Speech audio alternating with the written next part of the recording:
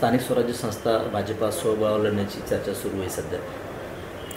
हे बघा, प्रत्येक पक्षाला आपला कार्यकर्ता सांभाळून ठेवण्यासाठी किंवा त्या कार्यकर्त्याच्या भावना जोपासण्यासाठी अशा प्रकारच्या घोषणा कराव्या लागतात. आणि खालचे लोक काही जरी म्हटले असेल तरी वरिष्ठ नेते जे आहेत दिल्ली स्तरावरून आदरणीय नरेंद्र मोदी जे असतील, अमित शहा जे असतील, NDAच्या घटक पक्षाचे नेते असतील, या सगळ्यांनी ठरवलेलं आहे की आपण सर्व निवडणुका ह्या आपण त्या ठिकाणी महायुतीमध्येच महाराष्ट्रातल्या लढल्या पाहिजेत. आणि त्याची प्रचिती आपल्याला विधानसभेच्या निवडणुकीमध्ये आली की महायुती एका जीवानं लढली म्हणून एवढं मोठं यश महाराष्ट्रामध्ये न भूतो न भविष्यती असं त्या ठिकाणी यश आपल्याला मिळालं. आणि म्हणून पुढच्या स्थानिक स्वराज्य संस्थाच्या निवडणुकासुद्धा महायुती एकत्र येऊनच लढण्याचे त्या ठिकाणी प्रयत्न असतील. काही एखाद्या ठिकाणी किरकोळ असतील तर त्या ठिकाणचा विषय वेगळा राहील, अपवादात्मक, पण एकत्रच लढण्याचा विचार राहील. अध्यक्ष झालेत हर्षवर्धन सपकाळ, काय वाटतं, काँग्रेस उभारी घेईल असं वाटतं तुम्हाला? हे बघा, सर्वप्रथम तर ते आपल्या जिल्ह्याचे असल्यामुळं प्रदेशाध्यक्षपदी एवढ्या मोठ्या पदावर अचानक त्यांचं नाव समोर आलं, त्यांना मी मनापासून शुभेच्छा देतो. आणि निश्चितच कुठलंही पद त्या ठिकाणी येत असताना त्याची अपेक्षा असते किंवा पक्ष ज्यावेळेस पदं देतो त्यावेळेस पक्षाचीही अपेक्षा असते. आता पुढच्या काळामध्ये आम्हाला हेच पाहावं लागेल की नाना पटोलेसारख्या एका अग्रेसिव्ह प्रदेशाध्यक्षानं काँग्रेस 16वर आणून ठेवलेली आहे. आता हर्षवर्धन सपकाळांसारखा एक संयमी देऊन ती 16ची 20 होणार का 16ची आणखीन 6 होणार हे पुढच्या काळामध्ये त्याचं चित्र दिसेल. आज त्याच्यावर काही बोलणं उचित होणार नाही. दिल्लीच्या तुमच्या निवासस्थानी स्नेहभोजनाचा कार्यक्रम आयोजित केला होता. सगळे खासदार आले होते म्हणतात, पण त्यामध्ये 4 खासदार हे उभाटाचे होते, ते आपल्याकडे येण्याची इच्छा काय? नाही, हे बघा, साधारणतः दरवर्षी किंवा अधिवेशनामध्ये कोणी ना कोणी खासदार म्हणा किंवा मंत्री म्हणा हे एक स्नेहभोजनाचा कार्यक्रम त्या ठिकाणी आयोजित करत असतात. एक गेट टुगेदर व सगळ्यांनी यावं, बसावं, चर्चा, भेटी वगैरे.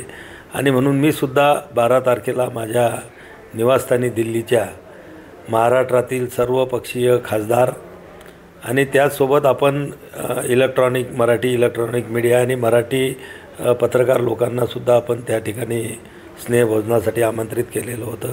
आणि जवळपास जेवढे खासदार दिल्लीमध्ये उपस्थित होते, जवळपास बऱ्यापैकी सगळे खासदार त्या कार्यक्रमाला त्या ठिकाणी आलेत.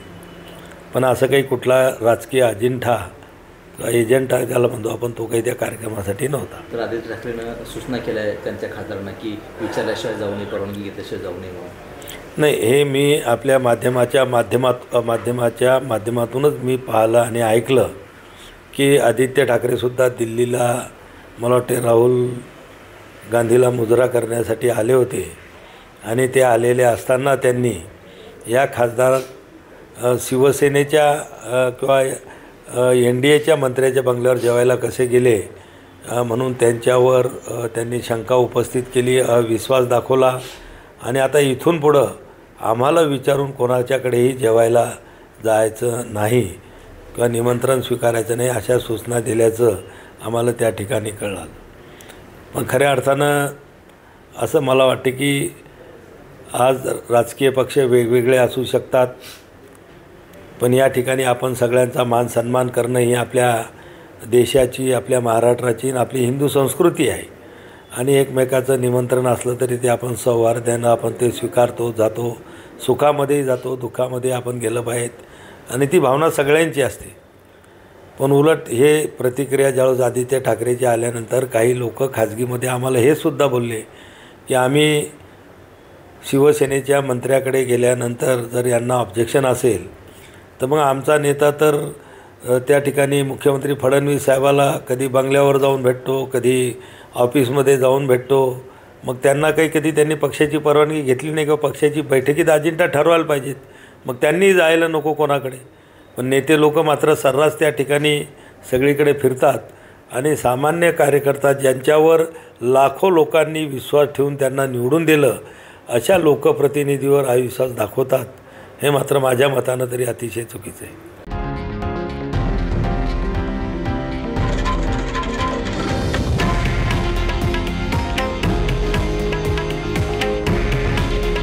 हे आहे देशातील नंबर 1 न्यूज नेटवर्क आणि आपण पाहत आहात TV9 मराठी. काळजी तुमची, हित महाराष्ट्राचं.